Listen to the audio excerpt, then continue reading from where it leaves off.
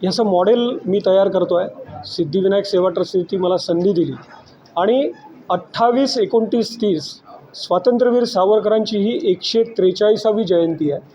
त्यानिमित्त हा सगळा उपक्रम होतो आहे. हा त्रिदिवसीय महोत्सव होत आहे.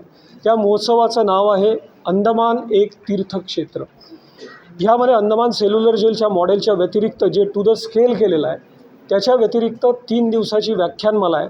ज्या दिवशी पहिल्या दिवशी अमृतवक्ता माननीय विवेकजी घळसासी हे बोलतील स्वातंत्र्यवीर सावरकर जाणून घेताना. दुसऱ्या दिवशी प्रसिद्ध नाट्य आणि चित्रपट अभिनेते शरद पोंक्षे हे बोलतील हिंदुत्व या विषयावर. आणि 30 तारखेला प्रसिद्ध वक्ता आशुतोष अडोणी यांचा विषय आहे समाज क्रांतिकारक सावरकर. हे 3 दिवस हे सगळं चालणार आहे. आणि रोज अंदमानचं जे मॉडेल बनवलेलं आहे त्या मॉडेलला धरून लाईट अँड साऊंड शोसुद्धा आपण तिथे ऑर्गनाईज केलेला आहे की ज्यामध्ये अंदमानचा संपूर्ण इतिहास म्हणजे ते कधी बनवलं, ते कधी पडलं, जपानांनी कसं तिथे छळ केला आणि आपल्या क्रांतिकारकांचा कसा छळ झाला, ह्या सगळ्या गोष्टी त्या लाईट अँड साऊंड शोमधनं आम्ही लोकांपर्यंत आणि युवा पिढीपर्यंत पोचवणार आहोत.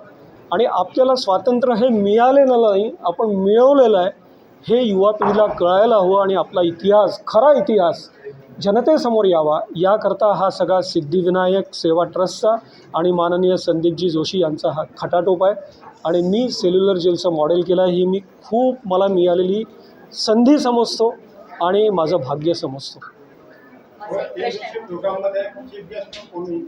अजून चीफ गेस्ट म्हणून असं कोणी ठरवलेलं नाही आहे कारण अजून त्या गोष्टींकडे अजून वेळ दिलेला नाही आहे. पण कोणी ना कोणी रोजचं प्रमुख अतिथी म्हणून नक्कीच राहील आणि ते तसं आपल्या फेसबुकवर संदीपजींच्या पेजवर ते सगळं तसं येत राहील. तुम्ही नेमकं प्रत्यक्ष भेट दिलेली आहे. हां. प्रश्न असा आहे की मनीशंकर अय्यर यांनी हां. पट्टिका काढल्या होत्या. हो. तर त्या पट्टिका परत लावण्यात आल्या. तुम्हाला दिसल्या त्या पट्टिका परत लावलेल्या आहेत? त्या परत लावल्या आणि त्यानंतर तिथे अखंड ज्योतसुद्धा लावण्यात आलेली आहे की जी गॅसवर आणि त्याचा तो म्हणजे it is sponsored by HP आणि ती कंटिन्युअस तिथे चालू असते वर्षानुवर्ष.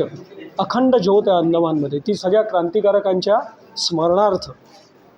फार वाईट पद्धतीने ती पट्टिका काढण्यात आली होती काँग्रेसच्या काळात. जे झालं ते विसरायचं, पुढे काय करायचं आपल्याला ते पाहायचं आहे. म्हणूनच आमचं म्हणणं आहे की तिथे बाकी क्रांतिकारकांच्या सुद्धा कोठड्या तयार करा आणि इतरही क्रांतिकारकांचा इतिहास समोर येऊ द्या.